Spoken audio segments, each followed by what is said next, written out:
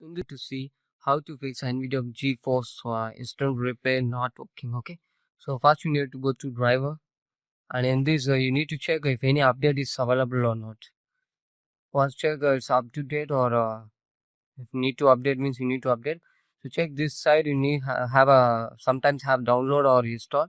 You need to click it and install. Now first you can go with the express install, and if it's not working, go with the customs installation. Okay, so after installation it will be like this, and close it. Yes, it's installed, has finished. So after you go to settings, and in this you need to turn on the NVIDIA overlay and click Alt plus Z.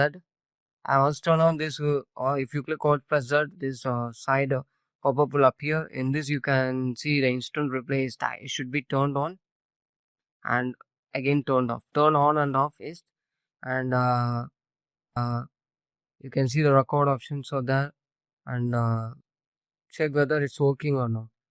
Okay, and after that close it.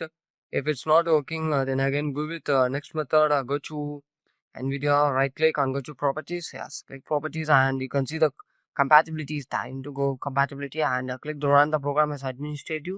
Make sure the disable full screen ordinance should be in turned off condition, and click OK.